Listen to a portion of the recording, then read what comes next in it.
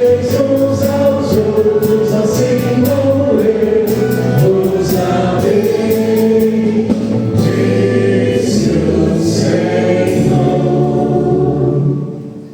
Queridos irmãos, queridas irmãs, estamos celebrando a missa da ceia do Senhor. Nós já estamos, de certa forma, celebrando a paixão de Jesus. Quero que vocês prestem atenção em alguns detalhes que vão acontecer, tanto hoje quanto amanhã na celebração. Nós iniciamos essa celebração da forma tradicional, como toda celebração, invocando a Santíssima Trindade e fazendo a saudação inicial. Mas essa celebração não tem bênção final. Ela não termina hoje, porque ela continua amanhã com a celebração das 3 horas da tarde. Ao final da homilia eu vou explicar por que a igreja tem esse entendimento. Está lá na palavra de Deus. Nós celebramos já de forma antecipada no sacramento do pão e do vinho, sacramento instituído pelo Senhor Jesus na última ceia com seus discípulos, o mistério de sua paixão e morte e ressurreição.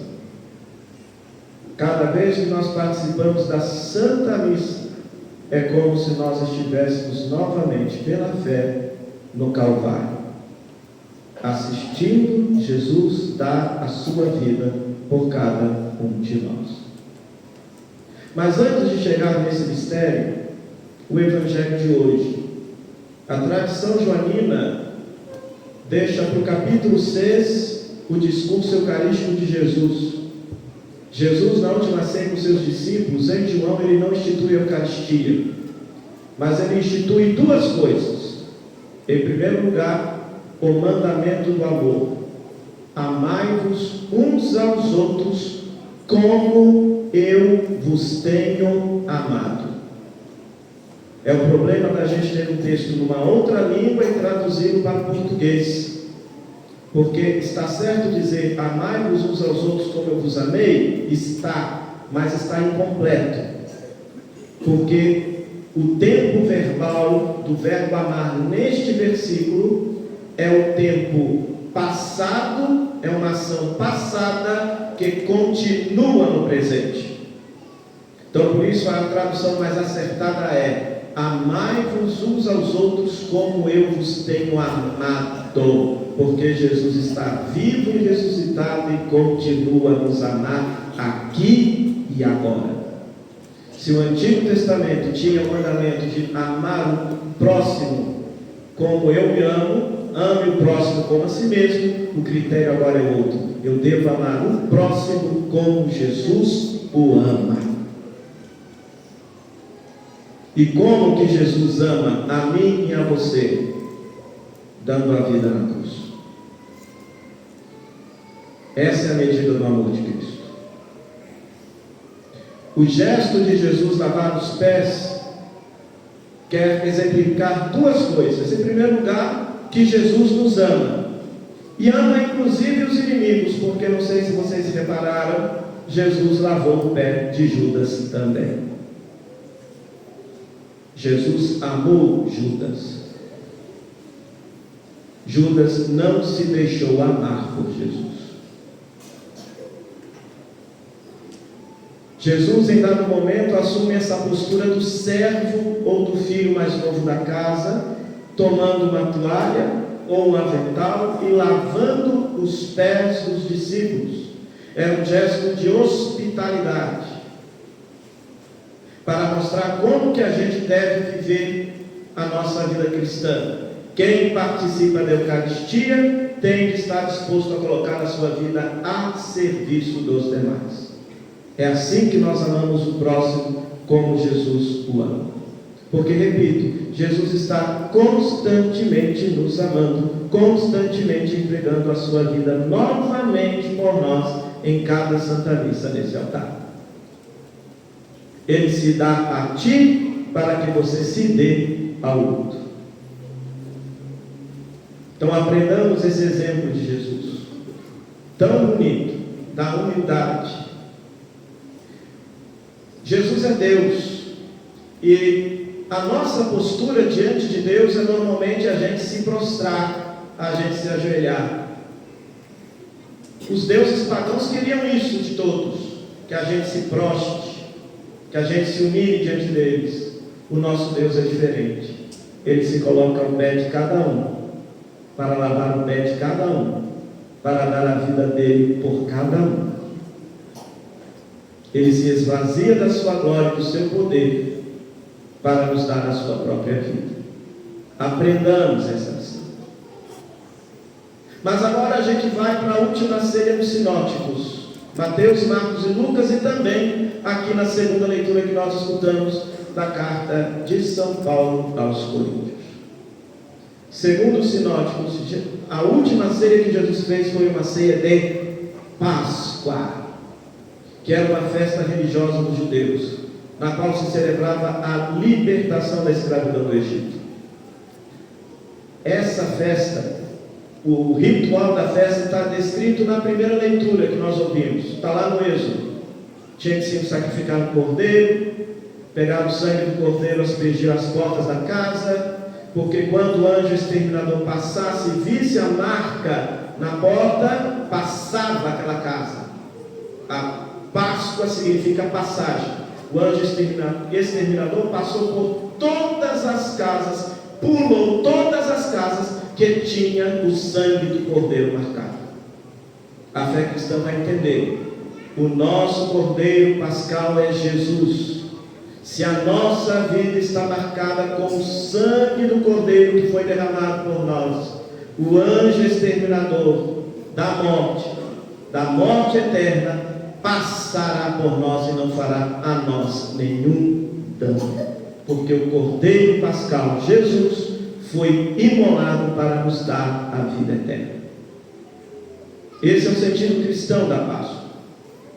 Jesus então estava celebrando esta festa da libertação do Egito com seus discípulos. Mas preste atenção, era uma festa que era para ser celebrada em família. Se levava o cordeiro no templo, se sacrificava o cordeiro no templo, e depois o pai de família trazia o cordeiro para casa, se assava em casa e se comia com todos os familiares da casa. Não podia sobrar nenhum pedacinho do cordeiro, e se a família fosse pequena para comer, tinha que chamar as famílias vizinhas para comer e devorar o cordeiro inteirinho. Preste atenção, tem de se comer o cordeiro. Por isso a insistência, nós devemos comer e beber o sangue do cordeiro, senão a Páscoa não acontece na nossa vida. Tem que comer e beber o sangue do cordeiro. Então veja bem, Jesus não está com a família dele, Jesus está com os discípulos. Por quê? Os discípulos são a nova família de Jesus. Que bom que você está aqui. Você é família de Jesus.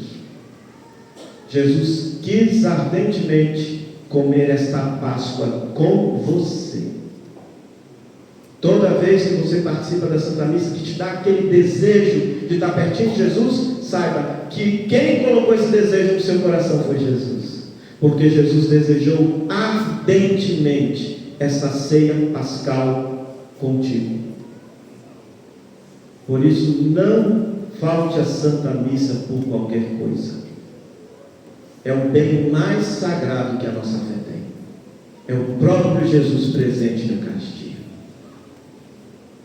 E aqui que está um detalhe. Em dado momento da ceia, Jesus pegou o pão e o vinho e abençoou o pão e o vinho, dizendo: isto é meu corpo que é dado por vós, isto é meu sangue que será derramado por vós. Fazei isso em memória de mim. Por isso hoje a gente celebra também a instituição do sacerdócio cristão. Todos os sacerdotes, até que Jesus venha, estarão repetindo o mesmo gesto de Jesus em obediência àquilo que Ele nos mandou fazer, em memória dele. Sempre vamos abençoar o pão e o vinho, repetindo as palavras de Jesus porque Jesus assim o quis, assim o desejou. Mas aqui que está o detalhe. Por que a igreja insiste tanto que nesta ceia nós estamos participando da cruz de Cristo, do Calvário? Isso é fé da igreja.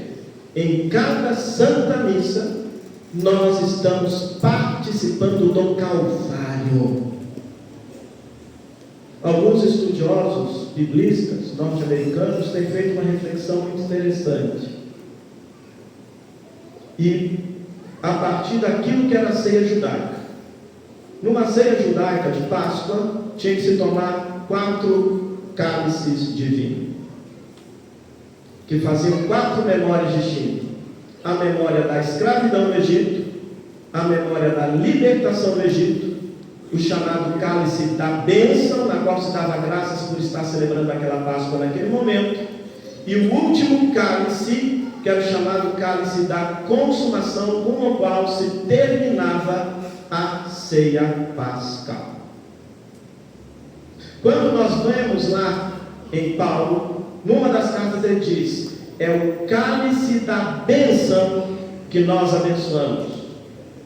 Por isso, alguns vão entender que foi exatamente o terceiro cálice da ceia de Páscoa que Jesus pegou, abençoou e disse: isto é o meu sangue que será derramado por vocês. Faltaria mais um cálice a ser bebido, e ele não bebeu, pois segundo Mateus, Marcos e Lucas, ele diz assim, que depois que ele abençoou o cálice, ele disse assim: não tornarei a beber o fruto da videira até que chegue o reino de Deus. O que é o fruto da videira? Vinho. Ele não bebeu o 4º cálice na ceia. Se você quiser saber quais são os salmos que Jesus rezou, hoje, quando você chegar em casa, você abra do Salmo 113 ao 118, são os chamados salmos do Halel, que normalmente eles rezavam nessa ceia de Páscoa. E desse momento, o que Jesus faz? Sai com os discípulos para o Monte das Oliveiras, um jardim, o jardim do Getsemane. O nosso Getsemane será a comunidade de São Pedro, após a ceia com o Senhor aqui. E aqui é muito interessante. Por que Jesus vai para o Horto das Oliveiras, o Monte das Oliveiras, e esse jardim chamado de Getsemane? Getsemane significa lugar da prensa. O Monte das Oliveiras era cheio de oliveiras, ou seja, produzia azeitonas, então tinha um jardim ali, onde se tinha uma espécie de moinho, onde se pressionava os azeites, as azeitonas, e saía o azeite. Não se esqueça que Jesus é o novo Adão. Com a paixão e ressurreição de Jesus, uma nova criação está acontecendo. Uma nova humanidade redimida está nascendo.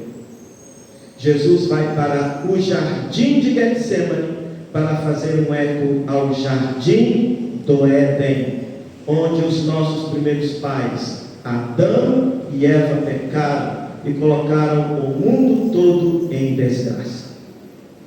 Jesus vai para um jardim da prensa das oliveiras, e ali ele começa a sentir a sua paixão, é ali que ele começa a sentir a sua agonia. É o novo Adão sendo pressionado pelo pecado do mundo. Ali ele já começou a carregar o nosso pecado. O Evangelho de Lucas diz, só o Evangelho de Lucas diz, que a agonia de Jesus foi tanto, que ele suou sangue. Olha a pressão do nosso pecado sobre ele. Da mesma forma como quando se aperta a azeitona, sai o azeite, o pecado do mundo começou a pressionar Jesus, e o azeite do seu sangue começou a sair. Mas tem mais. Existiam lendas antigas, e com certeza quem escreve o Evangelho conhecia disso, de que muito provavelmente Vocês se recordam que lá no livro de Gênesis nós temos duas árvores. Nós temos a árvore do conhecimento do bem e do mal, que nossos pais estavam proibidos de comer e comeram, porque Deus disse: se vocês comerem, vocês vão morrer. Então existiam tradições judaicas antigas que diziam que essa árvore era uma figueira. Por isso que quando eles pecam e descobrem que estão nus, eles se cobrem com folhas de figueira. Folhas de figueira. Por isso que Jesus, no Evangelho de Marcos, quando ele entra em Jerusalém, tem uma cena muito estranha. Ele amaldiçoa uma figueira: que ninguém mais coma dos teus frutos. Será que Jesus por acaso não gostava de figo? Não. A figueira é a árvore do bem e do mal. Ele está indo para Jerusalém para destruir a morte. Todo aquele que come desse fruto experimenta a morte. Mas veja, tinha uma outra árvore, a árvore da vida.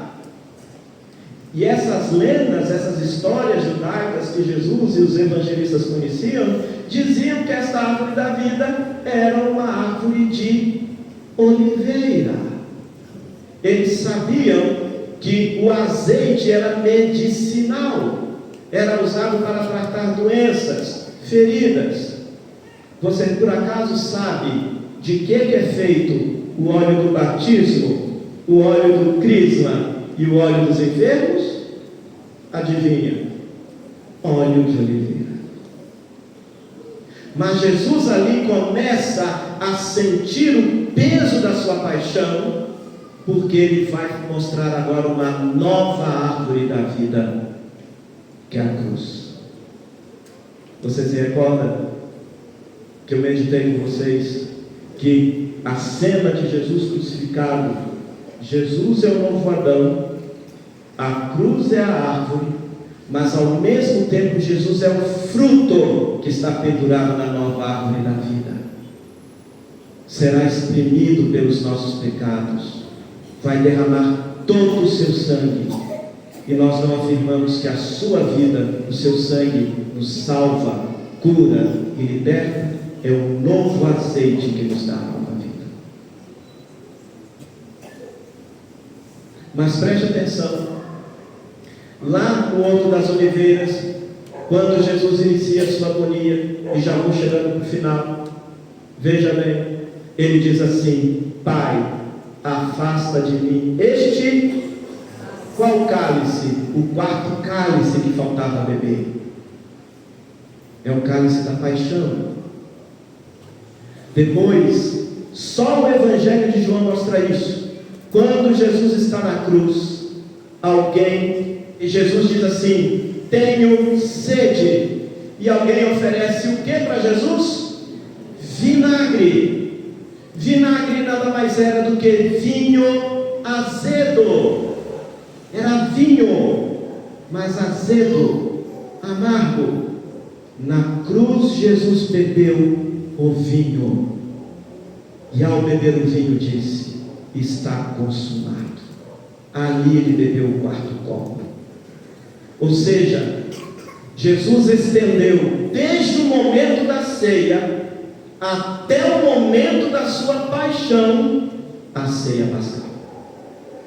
A ceia pascal não terminou na refeição, a ceia pascal terminou quando Jesus morreu na cruz por nós.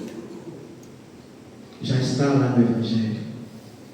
Por isso que a igreja entende que toda vez que você come o pão e bebe o vinho, corpo e sangue de Jesus, você misticamente está participando do Calvário do Senhor. Você está assistindo ele tomar o quarto copo, o cálice amargo da morte, mas por ti, porque conforme diz o Evangelho de João, ele te amou até o fim. O que ele pede de você? Diante de tão grande amor por ti, coloque sua vida a serviço dos demais. Ele está servindo você ainda hoje. dando a vida dele por ti ainda hoje. Toda vez que você peca, toda vez que você se afasta dele, não é à toa que Jesus ressuscita com as marcas da paixão, porque lá no céu, se o papai do céu de repente olha assim meio bravinho para a gente, o que Jesus faz? Mostra para o papai do céu e fala: foi por ele, foi por ele. Pai, perdoa, porque não sabe o que está fazendo. Então que você, em gratidão a Jesus, em cada Santa Missa, quando você recebe a Eucaristia, que você coloque sua vida a serviço dos outros. É o seu jeito de derramar o azeite da sua vida cristã para servir, curar e libertar os demais. Façamos agora nesse momento o gesto do Dá-me-Desce, que todos possam se sentir lavados agora por Jesus. Não seja como Pedro: tu nunca me lavarás os pés. Deixe Jesus te lavar. Deixe Jesus te amar com o profundo amor dele. Só o amor dele é capaz de fazer você uma pessoa melhor, mais caridosa, mais serviçal aos demais. Acompanhemos esse gesto.